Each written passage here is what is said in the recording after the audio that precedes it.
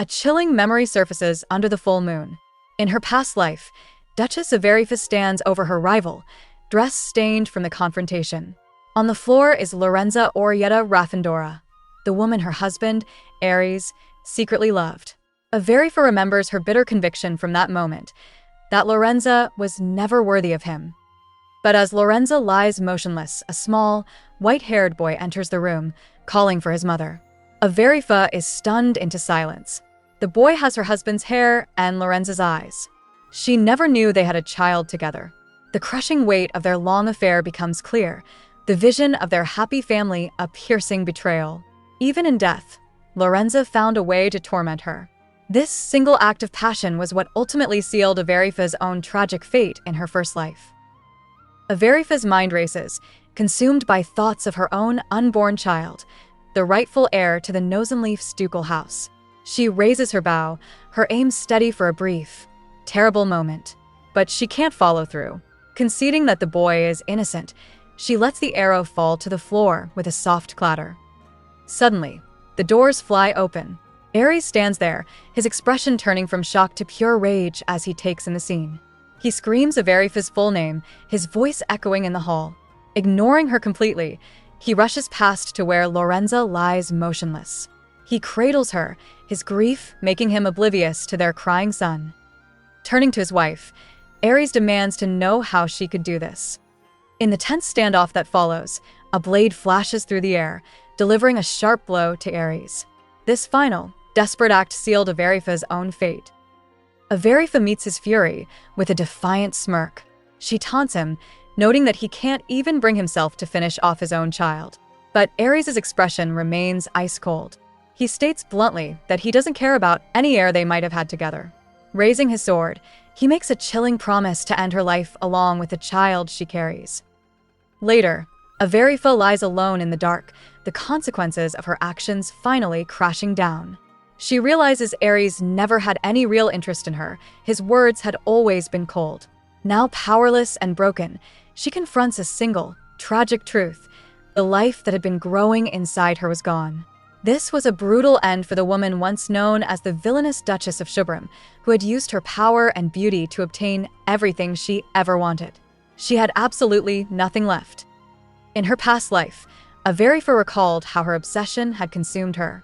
She had immense power and, playing the part of the villainess, she used it to force her way into becoming the wife of Aries, the man she desperately adored.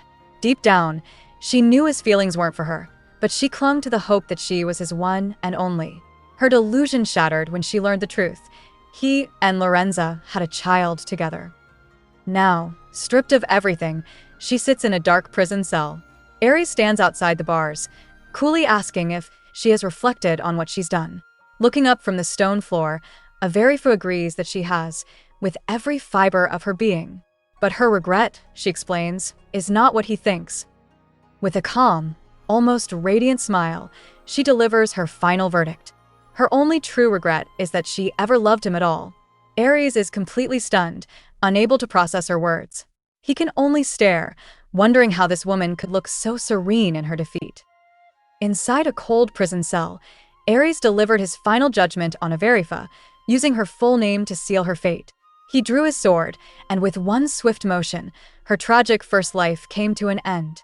As her consciousness faded amidst falling red petals, she made a final, desperate plea.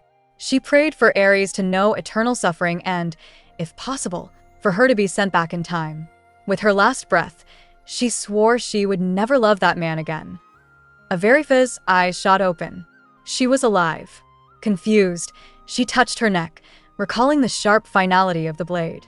A voice she knew all too well called her nickname, Rifa. It was Aries. Seeing him sparked a deep-seated rage. She demanded to know why he was calling her that now, something he had never once done in their entire miserable past.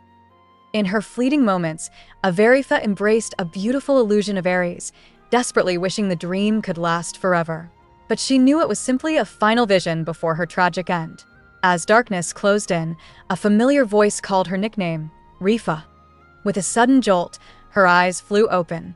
A concerned woman leaned over her, asking what was wrong. Verifa was speechless to see her mother, realizing this place was not the eternal punishment she expected. Looking around the ornate room, a wave of recognition hit her. She knew this place instantly. It was Nozenleaf's castle, the very one she visited relentlessly after first falling for Aries. She could never forget it. Catching her own reflection, she saw a much younger version of herself staring back. The impossible reality crashed down on her with overwhelming force. She had truly traveled back to the past, given a second chance. The impossible truth crashes down on Averifa. She has truly been sent back to the past. Her thoughts are interrupted when a man with an eye patch asks if she is alright. She recognizes him instantly as Aries' father, the powerful Duke of Nozenleafs. The scene makes horrifying sense. She's in Nozenleaf's castle with her mother, and it's snowing. This is the exact moment her engagement to Aries was decided, sealing her tragic fate. The Duke notes Aries has just returned, which he finds unusual since his son always seemed to avoid her. He smiles, declaring it the perfect opportunity to finalize the engagement. Panic grips Averifa. She immediately tells her mother they must go home. Her mother is baffled, reminding her they came all this way for this meeting. But Averifa knows she has to escape before Aries arrives. Bowing hastily to the Duke, she apologizes and begs to be excused, running from the room. She will not waste this second chance. Averifa makes a solemn vow to herself. This time, she will not be driven mad by something like love. Her only goal is to live a quiet life, free from the entanglements of her past. With firm resolve, she drafts a formal letter to the Duke of Nozenleafs. She sincerely apologizes for her rudeness the other day, humbly requesting their engagement be officially annulled. Sealing the letter, she calls for her attendant, Feely. He arrives promptly, and she instructs him to take the message to the Duke immediately. Feely accepts the task, gently placing a cloak over her shoulders, concerned that she's been traveling all day without rest. He urges her to get some sleep, but Averifa senses he's holding something back. Before she can ask, another figure appears in the doorway. It's her mother. She looks at her daughter, noting she just got home, and tells her to sit. Her expression is firm. She makes it clear that Averifa owes her a serious explanation for her sudden change of heart. Averifa needed a convincing excuse for her mother, and fast. She couldn't very well explain that this engagement would lead to her tragic end in another life. Instead, she put on a calm expression and offered the simplest lie she could think of. She had grown tired of Aries. When questioned, Averifa added that a man who's too perfect is just boring. To her complete surprise, her mother burst into laughter, declaring it a perfectly good reason. Pleased, she advised Averifa to hurry up and find herself a new man. After her mother left, Averifa sighed in relief, having navigated the difficult conversation. She renewed her vow to never again lose her head over a man like Aries. Her moment of peace was short-lived. An attendant entered to announce that a messenger had arrived from the Duke of Nozenleafs. Meeting with the uniformed man, Averifa was all business. She told him she didn't have much time and demanded to know why he was there. The messenger handed Averifa a letter, explaining he brought it on his lord's behalf. She opened it, her expression unreadable. The Duke's response was unexpected. He wrote that he understood her feelings, but rather than canceling the engagement, he proposed they simply postpone it. To make amends for any past rudeness, he formally invited her to attend Aries' 18th birthday party. The messenger waited nervously for her reply. After a tense moment, a cool, confident smile formed on Averifa's lips. She calmly stated that she would humbly accept. Internally, her resolve hardened. This was the perfect chance.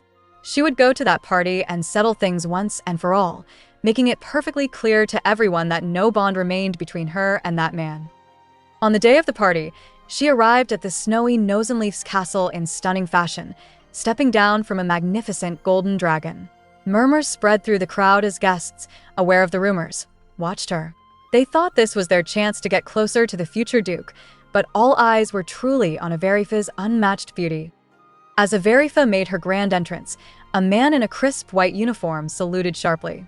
He welcomed Lady Shubram, explaining they had been expecting her. He introduced himself as Colonel Leonard Fenario, a man serving directly under Marshal Nozenleafs. Averifa immediately recognized him as Aries' right-hand man from her past life. Maintaining her composure, she politely returned his greeting and allowed him to escort her toward the throne room. The opulent hall triggered a flood of memories. She never imagined she would see this place a second time. In her previous life, This very party was where her engagement to Aries had been announced, a moment she remembered as pure bliss. Now, however, the beautiful ballroom felt like nothing more than the gateway to her tragic end. The colonel's voice pulled her from her dark thoughts, pointing out that the Duke of Nosenleafs was nearby. Averifa thanked him, approached the Duke with a practiced smile, and graciously accepted his welcome. After delivering her formal congratulations for Aries' birthday, Averifa immediately tries to make a graceful exit. However, the Duke stops her, questioning why she won't stay to see his son. The crowded ballroom, filled with ghosts of a past she desperately wants to forget, feels suffocating. Needing an escape, Averifa politely excuses herself and slips outside into the cold night air.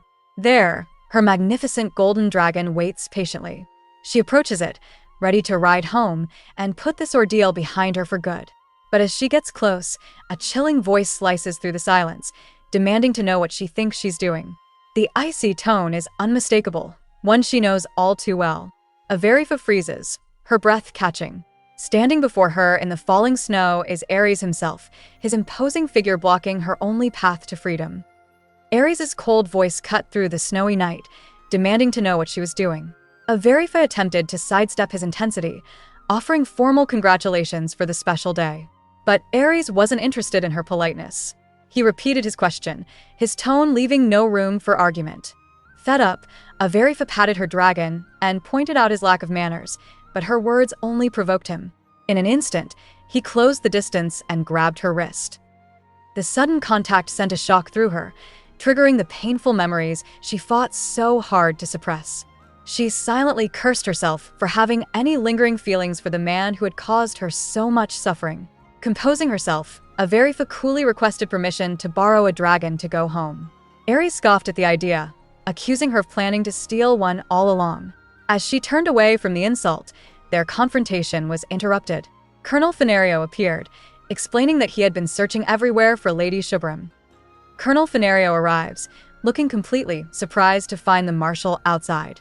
He asks Aries what he's doing there, but Aries glares past him, ignoring the question entirely.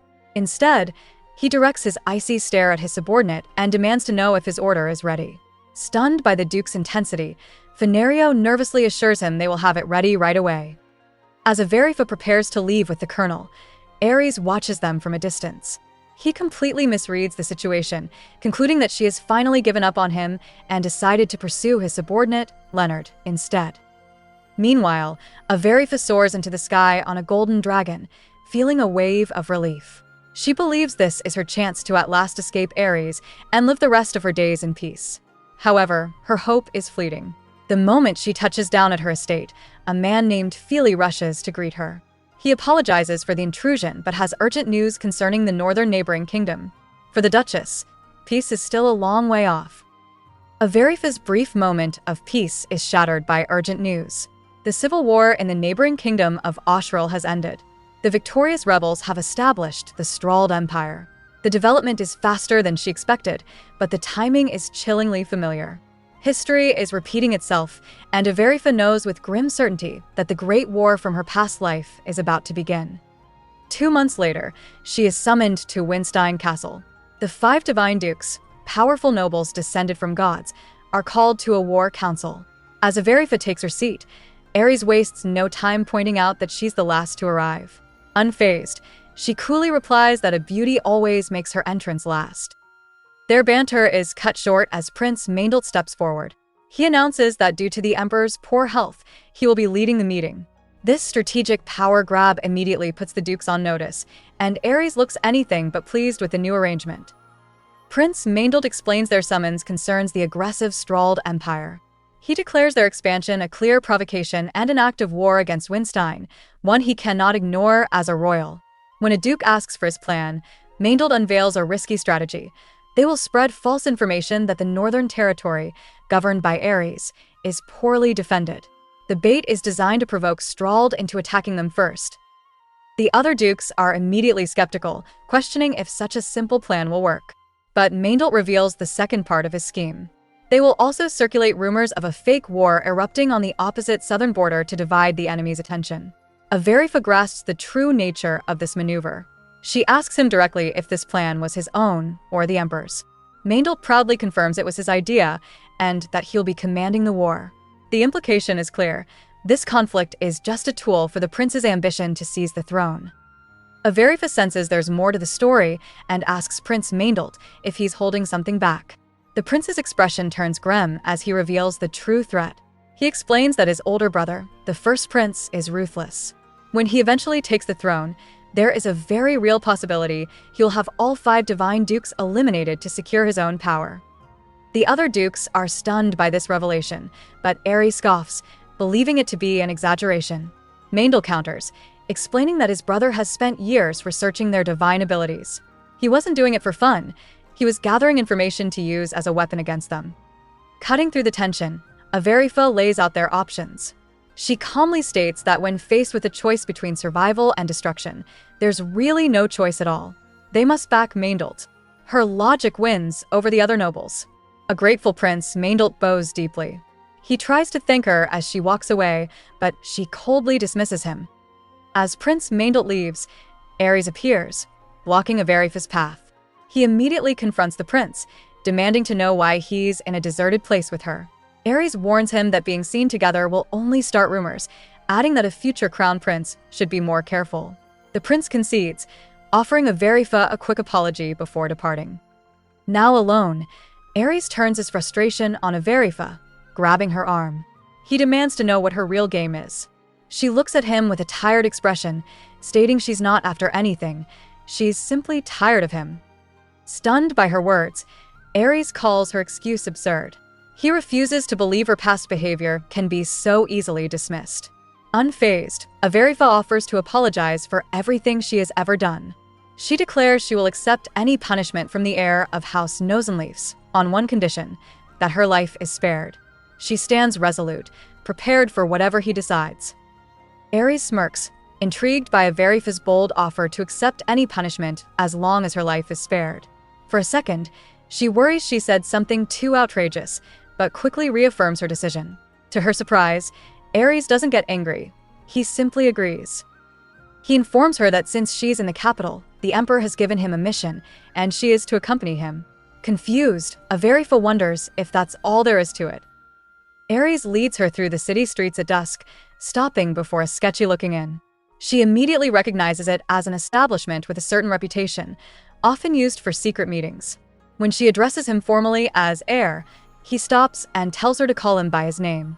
He holds out his hand, and she hesitantly accepts.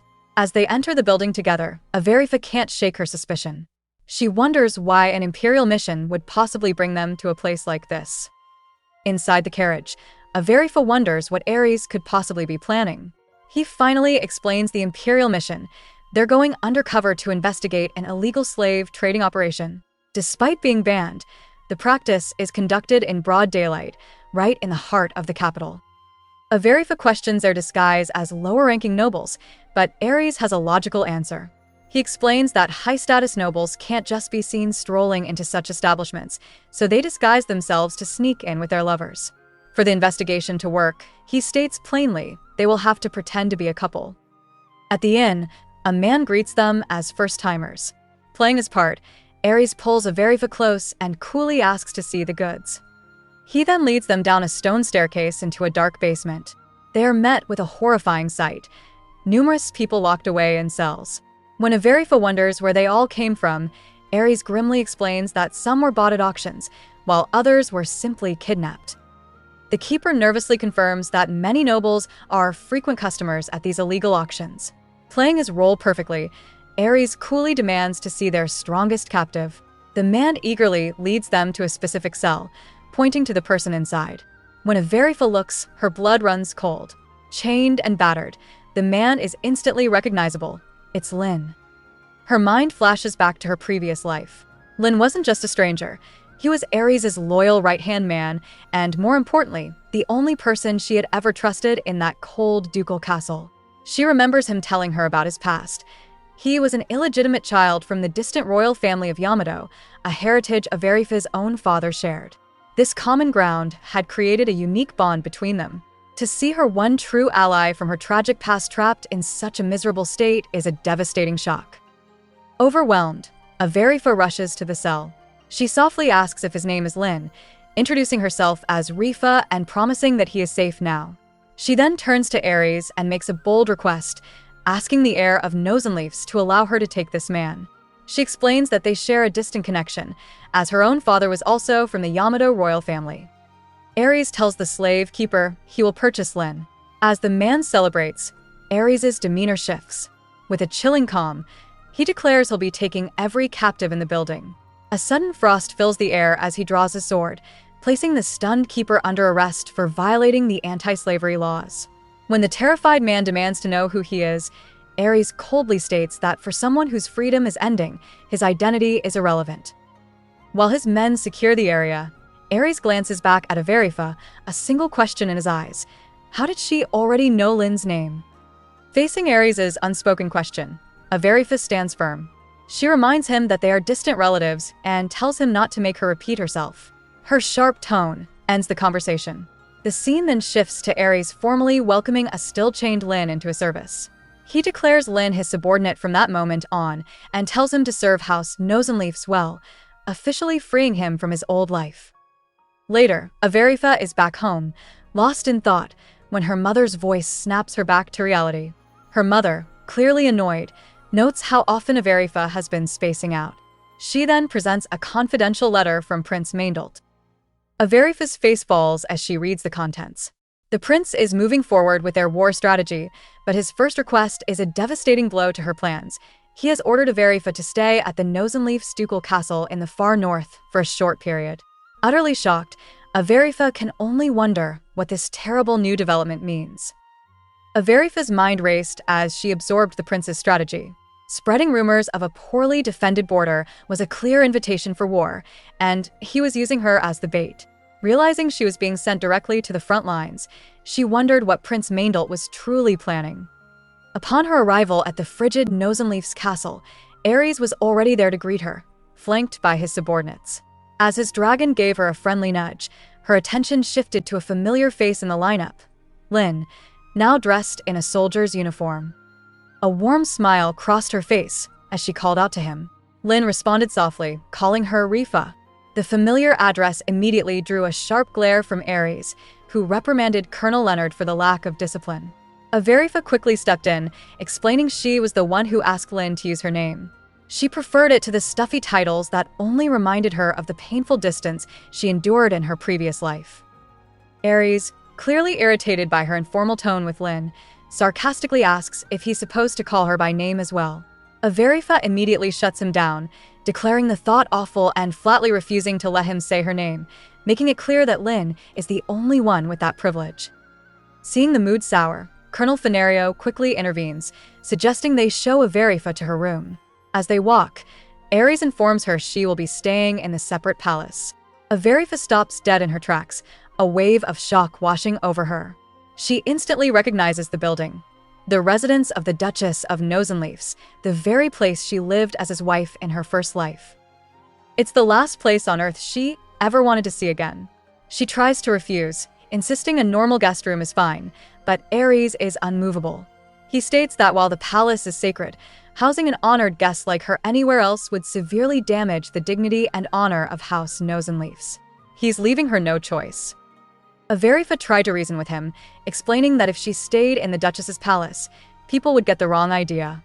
She warned that rumors would spread about her becoming the next Duchess and urged him not to be so careless. Aries didn't even hesitate. He shot her down, stating that no matter what gossip went around, she was staying put. A bitter smile touched Averifa's lips as she called him as selfish as ever. Since the guest rooms were unavailable, she sarcastically suggested the underground prison, the very place where she met her end in her past life. She remarked that it would be a fitting place for a villainess like her. The comment caught Aries completely off guard. He looked stunned, asking how she even knew about the southern prison. Seeing his confusion, Averifa quickly played it off as a dark joke and told him to relax. Realizing she had no choice, she finally yielded. Later, alone in the painfully familiar room, she stared at her reflection, lamenting her return to this place. Alone in the hauntingly familiar palace, Averifa fights a wave of anxiety. She worries that just being here will drag her back into nightmares of that horrible day. Shaking off the fear, she forces herself to focus on the mission ahead, the war with the Strahd Empire. She knows it's all part of the Fifth Prince's elaborate plan. False rumors have been spread that Aries' army is losing a war in the south, and to make it convincing, word is out that Aries himself has left the castle to join the fight. It's a trap designed to lure the enemy into attacking this very fortress.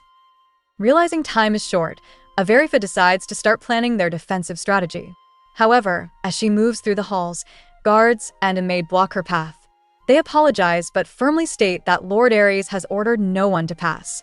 Overheard's suspicion immediately flares. Is he hiding someone from her? Dismissing their excuses, she declares she needs to work and tries to push past, but the staff desperately calls for her to wait. Just as Overheard grapples with her predicament, Colonel Fenario rushes toward her, looking completely flustered. She calmly asks him what's wrong, and he delivers the urgent news. The Strahd Empire has mobilized its forces. The trap has been sprung.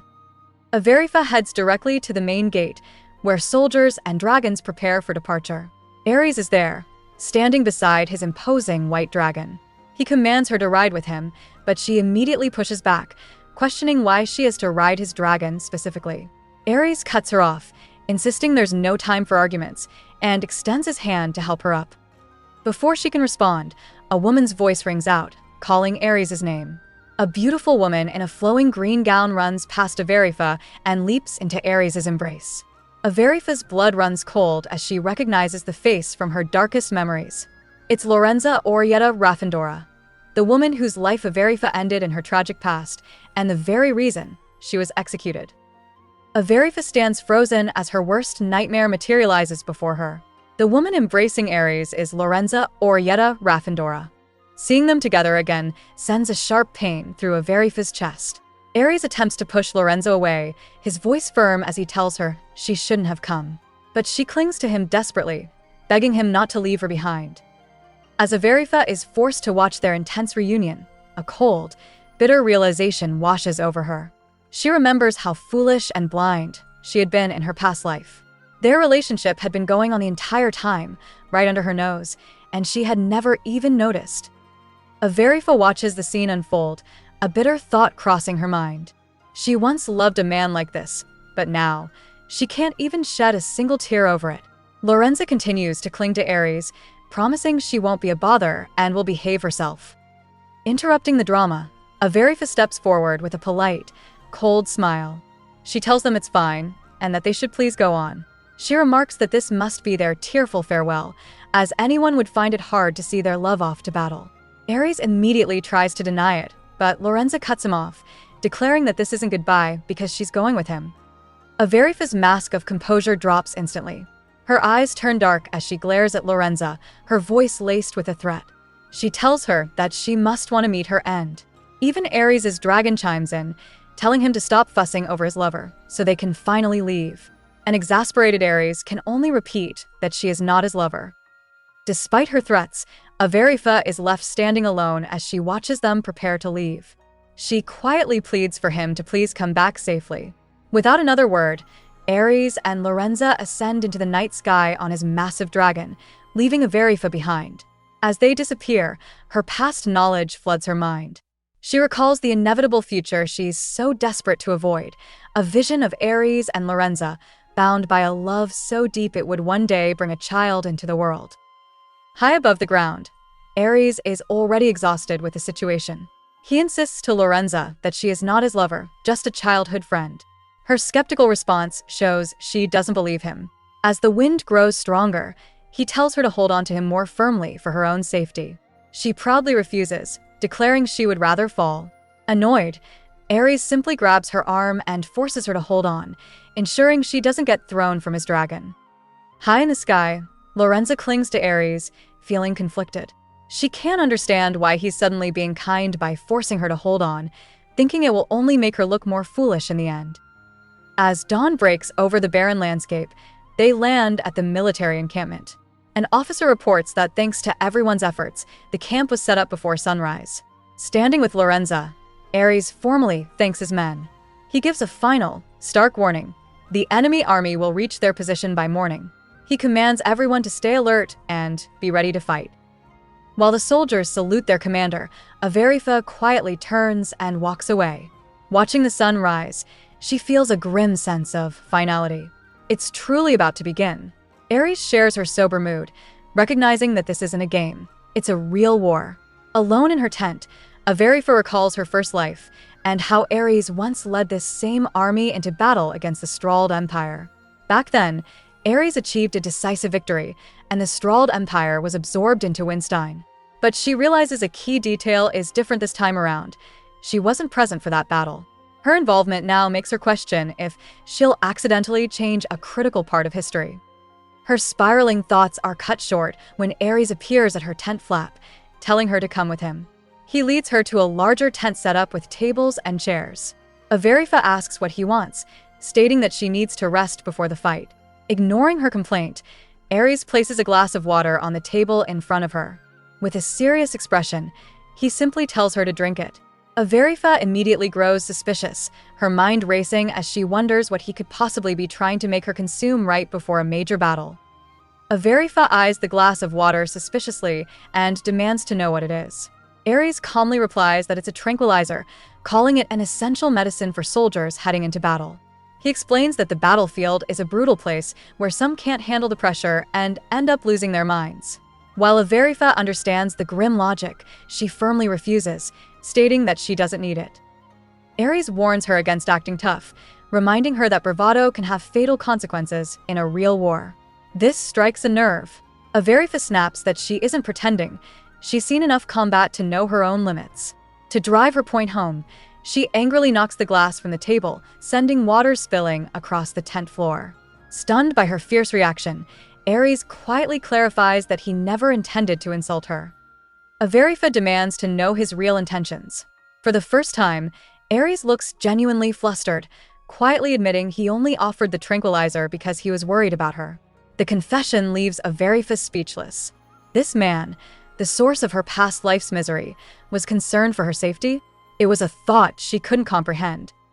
Feeling overwhelmed, she turns to leave the tent. Aries reaches out to stop her, but she instinctively pulls her hand away before he can touch her. She pauses at the exit, telling him not to get the wrong idea. With a sharp edge to her voice, she declares that she isn't fragile and doesn't need his pity like his little lover does. With that final, cutting remark, she disappears, leaving him alone. As the sun rises, the personal tension gives way to the reality of war. The army gathers on the battlefield, their resolve firm. For the pride of the Empire, they will not lose this fight. The battle begins. At the front of the army, Aries raises his sword to the sky. He gives a single, powerful command: wipe out the enemy. In response, his soldiers let out a mighty roar and charge forward, their weapons glinting under the rising sun. Watching the clash from a nearby hill, Averifa takes her position. She calmly draws her bow, focusing her energy into a single arrow. She calls upon her sacred arrows to fly high, releasing the shot into the air. Suddenly, the arrow multiplies into a blinding volley of light, raining down on the enemy lines and creating chaos. On the ground, Aries unleashes his own devastating power. A wave of chilling ice magic surges from his hands, freezing entire groups of Strald soldiers solid.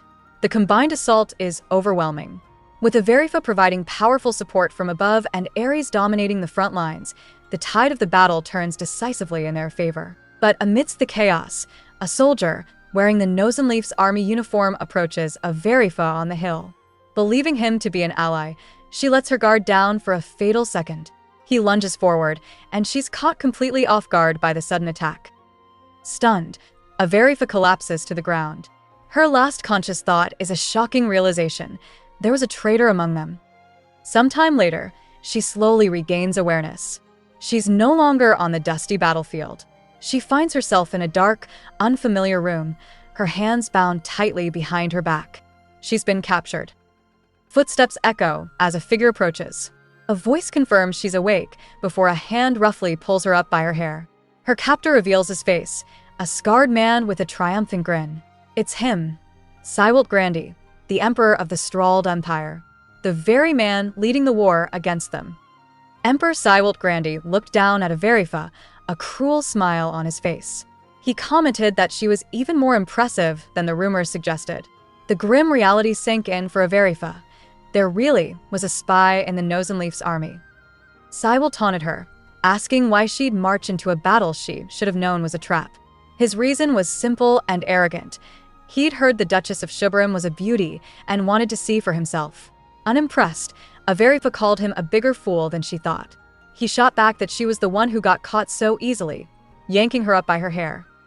As she glared at him, her mind raced with ways to handle this man.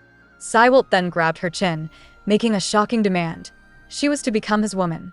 Stunned, Averifa demanded to know what nonsense he was talking about. He simply smirked, telling her he liked her defiant attitude before forcing her to the ground. As he loomed over her, her only thought was that she had to get away. Just as Emperor Cywil makes his intentions clear, a soldier bursts into the tent, apologizing for the sudden intrusion.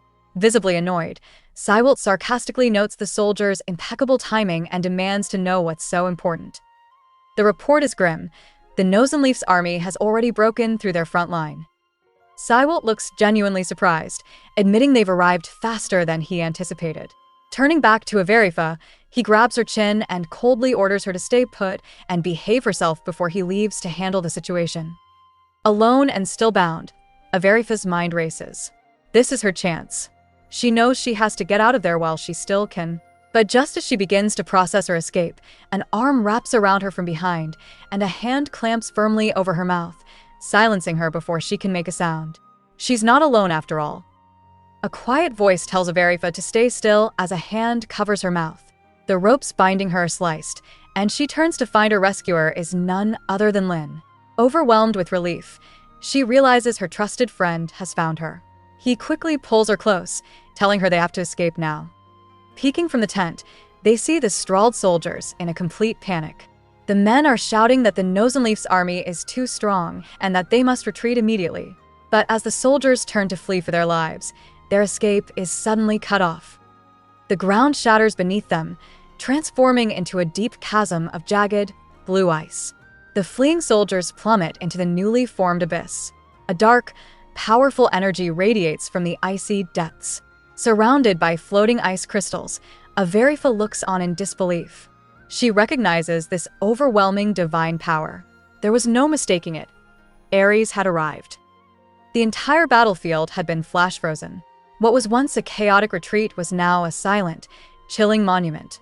Strahd soldiers were caught mid-stride, their panicked expressions permanently encased in jagged pillars of ice. From her vantage point, Averifa stared at the horrific scene, a sight both cruel and beautiful. She knew instantly who was responsible. Only Aries could create something so devastating.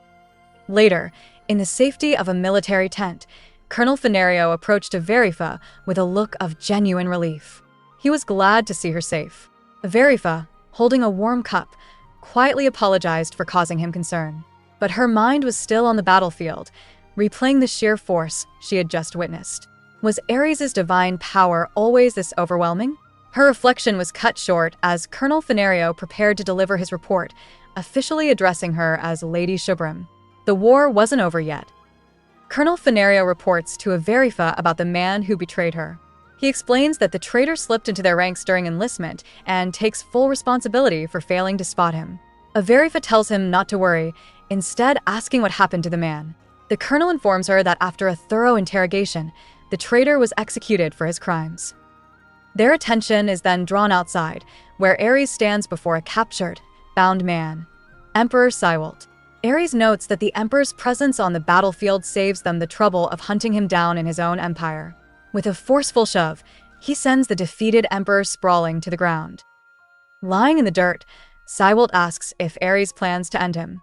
In response, Aries draws his glowing, divine sword. He gives a chilling, non-committal answer, making it perfectly clear who holds all the power now. The Emperor's fate rests entirely in his hands. From a distance, Averifa watched the tense standoff, her mind racing with political calculations. She knew Aries had to understand the consequences of his actions. If he took down the Emperor now, the victory would be his alone, not Prince Maindolt's. For the prince's plan to work, he needed to be the one seen delivering the final justice. But Aries seemed unusually emotional, making her wonder if he was truly about to go through with it. Aries leveled his glowing sword and asked the captured emperor a final question. Why did he attack, even after his own spy warned him the war was a trap? With a defiant look, Cywalt confessed everything. The invasion was a pretense to capture her, the Duchess of Shubram. He called her a valuable bargaining chip and a woman worthy of being his. That was the last straw. A furious energy exploded from Aries. His eyes glowed with raw power as he lifted his sword, ready to bring it down and end the Emperor for good. With a furious roar, Aries lifted his divine sword, ready to end Emperor Cywalt right there. A chilling frost exploded from him as he prepared to deliver the final blow. But just as his blade was about to fall, a golden arrow sliced through the air, embedding itself in the ground directly in his path. A massive pillar of ice erupted at the point of impact, stopping his attack cold. Shocked, Aries turned to see Overheard standing at a distance, her golden bow still raised. The immediate danger passed, but his anger remained. He towered over the captured emperor, demanding to know why she had interfered. Overheard calmly addressed him by his formal title, the heir of House Nosenleafs, telling him to get a hold of himself. She then laid out the political reality of the situation. If he was the one to take down the emperor, it would completely ruin Prince Maindolt's carefully constructed strategy. Colonel Fenario desperately begged Aries to sheath his sword. As Overheard watched the intense standoff, a chilling memory resurfaced. She realized she hadn't seen him this enraged since that terrible day in her past life when she was forced to deal with Lorenza. Unfazed, the captured Emperor Cywalt tried to explain himself, claiming he only wanted to strengthen his empire and needed Overheard's help to do it. Aries was completely unmoved, coldly telling the Emperor he didn't care about his excuses. Cywalt made one last attempt, trying to bargain for his people's safety in exchange for his own life. Ignoring the plea, Aries finally sheathed his sword with a sharp sound, ordering Fenario to watch the prisoner. Just as the tension eased, a soldier rushed in with urgent news. The architect of this entire war, 5th Prince Maindolt, had finally arrived on the scene. Prince Maindolt finally made his entrance, formally thanking both Overheard and Aries for securing the victory. With a calm demeanor, Overheard advised him that a future crown prince shouldn't bow his head so easily. Ignoring the pleasantries, Aries cut straight to the point. He requested permission to execute Emperor Cywalt on the spot. But Maindolt had other plans. With a confident smile, he declared his intention to let the Emperor live. The prince explained that he had spoken with Cywalt directly. He had expected a savage brute, but instead found a man with a powerful ambition. Cywalt was determined to build the world's greatest nation, even if it cost him his own life. Hearing this, Maindolt realized a greater opportunity was at hand. Rather than simply taking the Emperor's life and his land, it would be far more strategic to win over his heart. This was the perfect way to bring the entire Strahd Empire under his control. Prince Maindolt revealed he had a secret weapon to make his plan work, Cywal Grandi Strahd, the illegitimate son of a late king. Since Cywal cared for commoners and had their support, Maindolt believed he was the perfect candidate to place on the Strahd throne. Aries reluctantly agreed to the prince's risky strategy, but gave a chilling condition. With cold eyes, he warned that if their new ally betrayed them even once, he would personally drag the entire Strahd Empire down with him. Satisfied, the prince accepted the terms and left to speak with the Emperor again. Once they were alone, Aries suddenly grabbed Overheard's arm, stopping her from leaving. He demanded to know exactly what the Emperor did to her during her capture. Overheard tried to dismiss his concern, claiming nothing happened. But Aries' grip tightened, his expression intense. He forbade her from even thinking about lying, causing her to cry out that he was hurting her. Overheard cried out his name, the sudden pain too much to bear. Startled by her reaction, Aries immediately released her arm. Still shaken, she offered a formal apology to the heir, explaining that his grip had been too strong. To her absolute astonishment, Aries looked away and quietly said he was sorry. An apology? From him?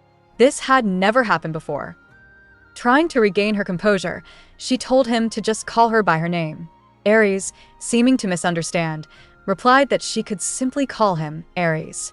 This was completely different from her past life. He was willingly closing the distance between them, and the unexpected shift left her flustered. To hide her confusion, she scoffed that it was time to go home and quickly walked out of the tent. Aries was left alone, watching her leave with a complex expression on his face. With the war concluded, Prince Maendelt's shrewd negotiations reshaped the continent. The aggressive Strald Empire was officially dissolved, reborn as the Kingdom of Strald under the firm protection of the Winstein Empire. In a public ceremony, the new king, Cywil Grandi Strald, pledged his full allegiance, promising to build a prosperous nation as a loyal ally. The long conflict was finally over. Surrounded by their soldiers on the quiet battlefield, Averifa and Aries stood together. Someone asked if it was time to go home. Aries glanced at Averifa, his expression unreadable, and gave a simple, quiet agreement. For a brief moment, there was a sense of peace between them. Just as they prepared to leave with Aries' massive dragon, their departure was cut short. A familiar voice suddenly cried out Averifa's name, stopping her before she could take a single step towards home. The voice belonged to Cywil, the new king of Strald. He watched her with a serious expression, asking if she was really leaving. Averifa simply confirmed that their work was done. To her complete shock, Cywil then asked her to come with him to Strald. Before she could process the question, he offered her the title of queen. Averifa was not impressed. She coolly stated that if he thought a royal title was enough to make her stay, he had seriously underestimated her. Visibly hurt, Cywil dropped to one knee, taking her hand and declaring that she was the first woman he had ever truly wanted. While Averifa was flustered by the public display, Aries' expression turned to ice. His hand tightened on the hilt of his sword, a dangerous thought crossing his mind. Snatching her hand away, Averifa turned her attention from the kneeling king to the silent duke. She looked directly at Aries and asked him pointedly what her future had to do with him anyway. Aries gives no answer to Averifa's sharp question. His silence is the only reply she needs. Deciding the conversation is over, she announces it's time to go, and they ascend into the night sky on his massive dragon. Colonel Fenario can only watch as they become a speck in the distance. They fly over the Duchy of Nosenleafs, where a massive celebration is already underway. The streets are packed with cheering citizens, welcoming their victorious leader home.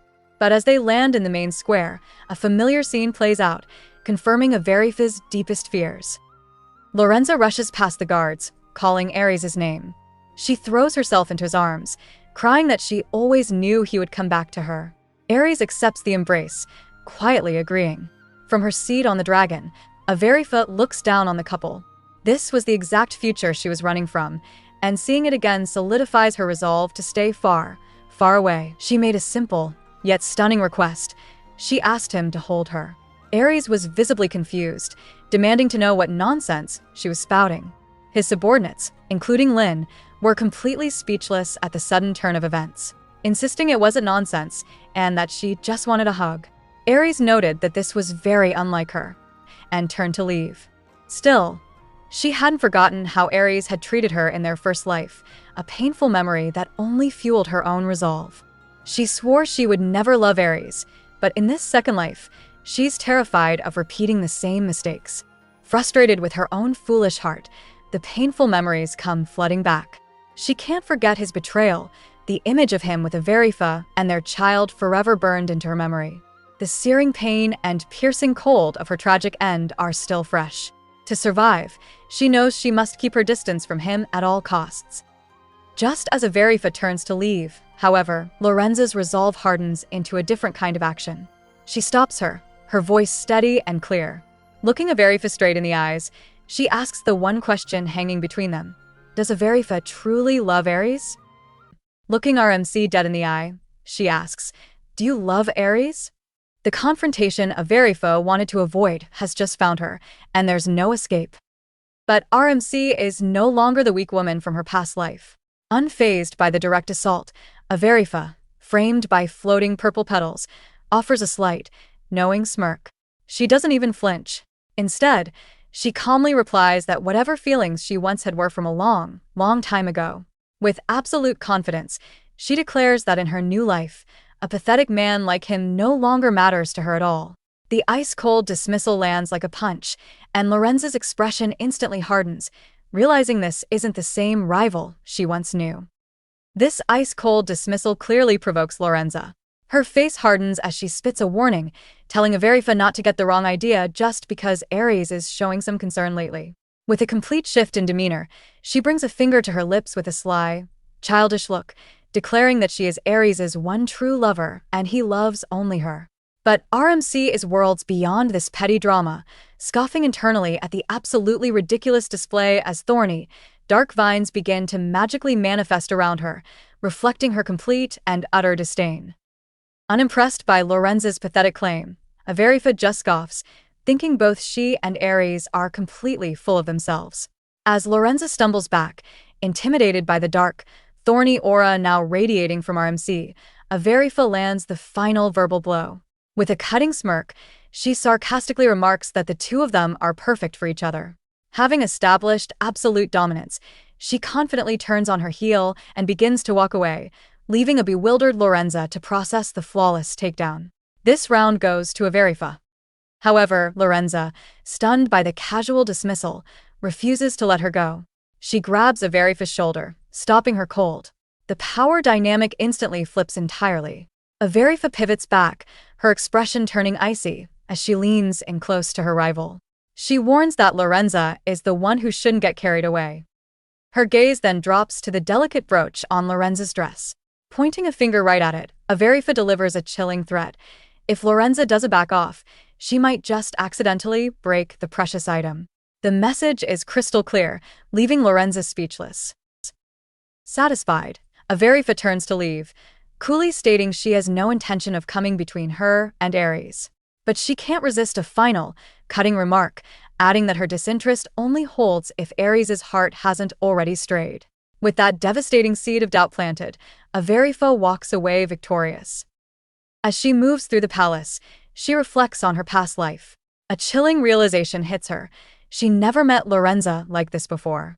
The first and last time they came face to face was in the Grand Throne Room, the day Averifa made the fatal mistake that led to her own execution. Before that terrible day, surrounded by stone pillars, whether she was his fiancée or his wife, Lorenza had always been a complete ghost. She was a phantom in the background who never once dared to appear in public. But Averifa was catastrophically wrong. A shattering realization hits her as a silhouette of Aries and Lorenza kissing confirms the bitter truth. They were deeply in love. In their world, she was a complete non-factor, an afterthought. The sting is immense, making her feel pathetic. Even now, with a second chance at life, her heart still trembles at the sight of their love. Needing to escape, she retreats down the long, empty palace corridor to her private chambers, the grand double doors shutting out the world behind her. Seeking to cleanse herself of the pathetic feelings, Averifa sinks into a steaming bath. Surrounded by flickering candlelight, she makes an unbreakable promise to herself. She will never love Aries again. That weakness is dead. Later, wrapped in an elegant white nightgown, she uncorks a bottle of wine, her resolve turning to steel. Staring out the grand arched window at the moonlit sky, a new, ruthless plan takes shape. Soon, she vows, she will be free of this detestable room and the entire cursed life it represents. But the wine isn't doing its job. Back in her room, Averifa tries to drink away the painful image of Aries with Lorenza, telling herself she just needs one more glass. As she stumbles to her feet in her flowing white nightgown, the room begins to spin, and her balance completely gives out. She pitches forward, crying out as she tumbles helplessly over her balcony railing and into the night air. In her drunken haze, her new life is about to be cut tragically short. But before she can plunge to certain death, a powerful arm suddenly wraps around her waist, snatching her back from the fatal drop. She's yanked securely against a solid chest, her flowing white nightgown contrasting his dark robes. Looking up, her mind hazy from the wine, she's stunned to find herself staring directly into Aries' concerned eyes. He holds her steady, his voice firm as he states she's had more than enough to drink. Averifa is absolutely floored, her thoughts racing. Amidst the shock, one burning question remains. Why is Aries here? Still reeling from her near fall, Averifa's mind races with one question. Why is Aries here? A short time later, the two are in her room, the air thick with unspoken history. Cutting straight to the point as she clutches the lace trim of her nightgown, Averifa asks what he wants. Aries lets out a heavy sigh, reminding her that the victory celebration is tomorrow and she needs to sober up. He then crosses the room and sits down right beside her on the plush blue couch, a move that makes her visibly uncomfortable. She immediately questions the absolute audacity of him entering a woman's room at this hour. But Aries, dressed in a simple dark robe, isn't here for pleasantries. He finally reveals his true motive for tracking her down. He bluntly explains that Lorenza came to him, claiming Averifa had bullied her, and he wanted to hear her side of the story. A bitter understanding washes over Averifa. She takes a slow sip of her drink, realizing Lorenza went crying to him, even though she was the one who picked the fight. Seeing her disdain, a confused Aries asks what she means. But before Averifa can even explain, the exhaustion and alcohol hit her like a truck. Her head slumps forward, and she passes out cold against Aries' shoulder. He's startled for a moment, then lets out a quiet sigh. Thinking what a selfish woman she is, his actions betray him. He gently lifts her into his arms and carries her to bed. After tucking her in, he softly wishes her sweet dreams and turns to leave. But just as he walks away, Averifa's hand darts out, grabbing his dark sleeve. In her drunken sleep, she murmurs a single, devastating name: Lynn. Aries freezes instantly, his piercing blue eyes widening with an unreadable emotion. He carefully pries her fingers from his dark robe and quietly exits the room, closing the large double doors behind him. The next morning, Averifa awakens, completely stunned. A pristine white gown is laid out for her, an unmistakable bride's dress. Before she can even question this insane development, a maid enters to announce that Colonel Fenario and the very same Lord Lynn have arrived to see her. Averifa enters the room, and both Colonel Fenario and Lynn, decked out in their crisp white uniforms with medals pinned to Fenario's chest, are stunned silent by the sight of her in the pristine white gown. She can't blame them. Turning to the colonel with a smirk, she asks if whoever picked this dress had it out for her. The man looks flustered, hesitating before revealing the shocking truth. The marshal, Aries himself, personally selected the outfit. Averifa is floored, wondering if Aries is playing some cruel joke or if he's just a complete fool. Furious, she declares she'll demand an explanation from Aries herself. As she storms forward, the impossibly long dress betrays her, and she pitches forward. But before she can even hit the floor, Lynn moves like a flash, catching her effortlessly. After a quick thanks, she requests he be her escort. They proceed down the grand, red-carpeted staircase arm in arm, only to find Aries waiting at the bottom. He starts to scold them for being late, but stops cold, his eyes narrowing. With an icy tone, he says, "You two seem awfully close," causing a startled Lynn to apologize immediately. Averifa confronts Aries, demanding to know the meaning behind the pristine white gown.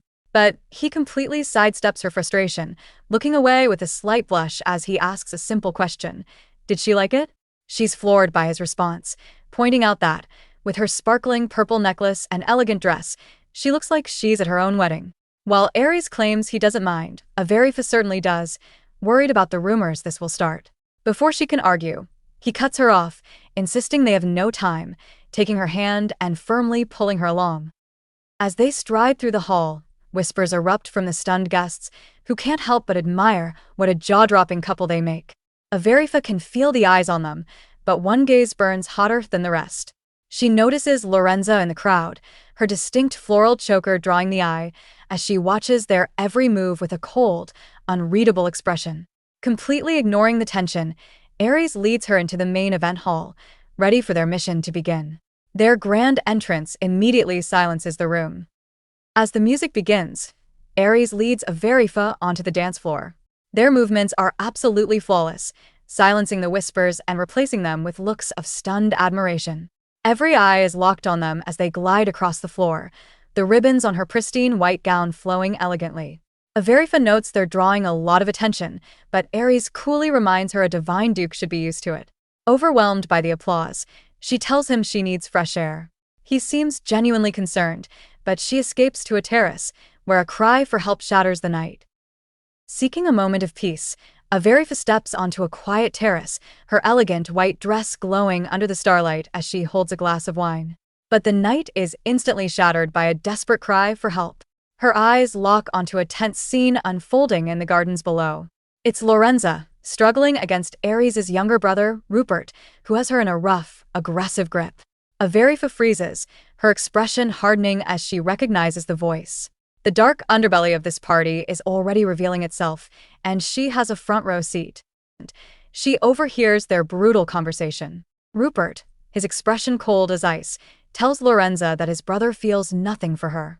When she cries for him to stop, he twists the knife even deeper, his words laced with venom. He uses a Veryfa's gown as the ultimate weapon, sneering that Aries gave her a white dress, his brother's absolute favorite color. This devastating revelation lands like a physical blow, leaving Lorenza's hopes completely shattered and her face a mask of pure, jaw-dropping shock. Rupert continues his brutal verbal assault on Lorenza, demanding she admit the truth. In complete denial, she cries out that it can't be true, but he roughly shoves her hand away. From the shadows of the terrace, a Veryfa observes the sad display, swirling the deep red wine in her glass. She feels a brief moment of pity for Rupert, knowing Lorenza will only ever look at his brother. Her quiet observation is interrupted by a voice pointing out that eavesdropping isn't very nice. It's Aries, and he warns her not to tell his brother what she overheard. Veryfa coolly replies she won't say a word, taking a sip from her wine glass before adding that she and Rupert have nothing to do with each other anymore. As she turns to leave, her resolve hardens like diamond. If she truly wants a life different from her tragic past, she must completely forget a man like Aries. In her mind, he and Lorenza are already fated to be together anyway. With that final thought, she pivots and strides down the grand hallway, leaving Aries completely alone in her wake. Veryfa internally dismisses Aries' warning, figuring he must have just picked her dress by chance. She tells herself that he and Lorenza are fated to be together anyway. As she turns to go, Aries appears from the glittering hallway, asking if she isn't returning to the party. This close proximity makes her uneasy. She recognizes getting any closer would be a dangerous mistake for her new life. Making a quick decision, she announces that she is leaving. She cuts him off with a sharp comment, stating that clingy men are not popular, then declares she'll be gone by morning, adding she imagines he'd be quite happy about it. Aries is left speechless, clutching his chest as if her words dealt a physical blow. Veryfa's sharp words hit Aries like a physical blow. Alone in the empty hall, he realizes something is terribly wrong. His chest tightens, he can't seem to breathe, and an intense heat rushes through his body. Panicked, Aries stumbles back toward his private chambers, his hand pressed against the cold stone wall for support. The shadows from the large windows stretch across the floor as he desperately tries to hide his vulnerability. The untouchable Duke has just been completely shattered by a few simple words, and he has no idea why. Inside his room, he tries to calm his nerves with a drink, desperate to understand when this overwhelming feeling started. Then, the realization hits him. It began when that woman, the Veryfa from his past life, first started clinging to him with her obsessive affection. He collapses onto his bed, tormented by a memory that doesn't feel entirely his own. Veryfa's sharp words leave a mark, and Aries stumbles back to his private chambers, barely holding himself together. An intense heat rushes through him, and his chest feels like it's being crushed, making it hard to breathe. He tries to calm his nerves with a drink, desperate to understand when this overwhelming feeling started. Then, the realization hits him. It began when that woman, the Veryfa from his past life, first started clinging to him with her obsessive affection. He collapses onto his bed, tormented by a memory that doesn't feel entirely his own. He collapses onto his bed, tormented by a memory that doesn't feel entirely his own. A vision of Veryfa from the first timeline materializes, her expression soft and loving as she stands in an endless field of brilliant blue flowers. Her gentle voice echoes through his mind, confessing with total sincerity, "I love you." The ghost of a love he once cruelly rejected has returned to haunt him. And now, faced with the new Veryfa's absolute coldness, the memory is a poison he can no longer bear. Aries is trapped in a nightmare, tormented by fragmented memories. He sees Lorenza confessing her love, and the words are unbearable. He begs for it to stop, but the dream only deepens, dragging him back to a painful childhood memory. He's a young boy again, held down by cruel peers with malicious smiles who mock him, wishing for his demise. Then, the face of the first Veryfa appears, her hopeful confession echoing in his mind. But it's immediately shattered by his own past self's voice, dripping with absolute disgust as he rejects her. The cruelty is too much. Aries jolts awake, clutching his sheets, his body drenched in a cold sweat as he gasps for air. He's been thrashing in his sleep, desperate to escape the visions of his past cruelty. This endless internal war has left him completely drained, and he wonders if the memory will haunt his dreams forever. Just then, a sharp knock on the door interrupts his tormented thoughts. His loyal subordinate, Lin, calls out, checking to see if the marshal is finally awake after a night of absolute hell. After telling him to enter, Aries listens as Lin reminds him it's almost time for Verifa's departure. The marshal, completely shattered and unable to face her, can only stand there shirtless and defeated. He hands Lin a delicate, cloth-wrapped hairpiece, instructing him to give it to her as a farewell gift. A bewildered Lin asks if Aries won't see her off himself. But the Duke can only refuse, stating the cold, hard truth. After everything he's done, Verifa doesn't want him anywhere near her. Outside, Verifa prepares to leave on her magnificent golden dragon, ready to put this all behind her. But her departure is intercepted as Lin rushes forward, calling her name.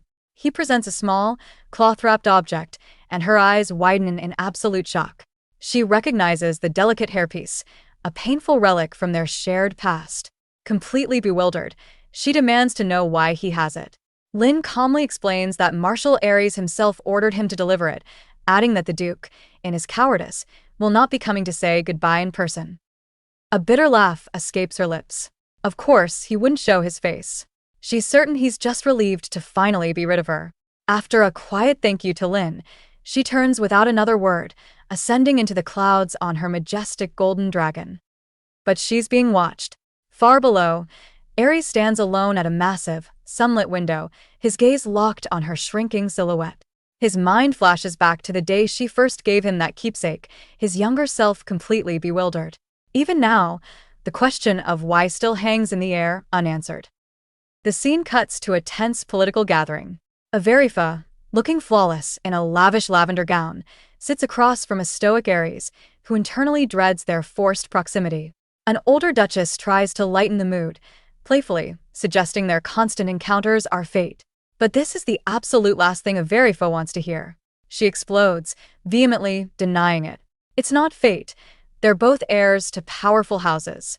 Their meeting is pure political necessity, and she refuses to let anyone romanticize it, leaving the entire room in awkward silence. The crushing silence is shattered by the arrival of the fifth prince, Manhwa, looking every bit the royal in his magnificent red cape. He gives Aries a brief nod of thanks before getting straight to the point. He looks at the assembled divine dukes and drops an absolute bombshell. He needs their help to secure the crown prince's seat at the upcoming hunting tournament. This is no mere sport. It's a high-stakes political battle where candidates hunt lethal beasts to prove their strength and win the throne. Verifa knows this event is far more than a simple competition. It's a grand political stage where candidates prove their right to the throne by hunting dangerous monsters.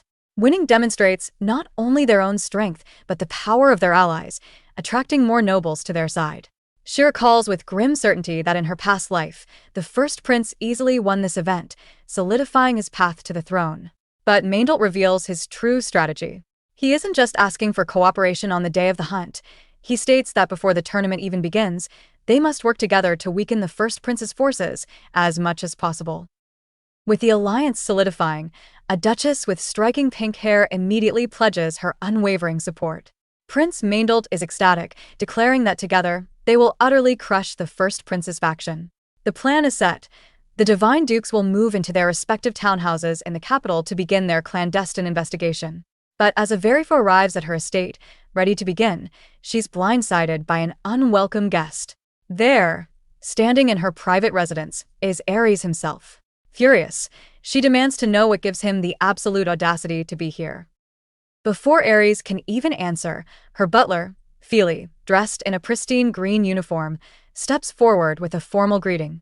He hands Verifa a letter marked with a familiar red wax seal, explaining it's from her mother. As Verifa reads, her composed expression completely shatters into pure fury. It turns out the Nozenleaf's townhouse is conveniently under renovation. Her own mother has orchestrated this entire scheme, forcing Verifa and Aries to live together and act like a loving couple.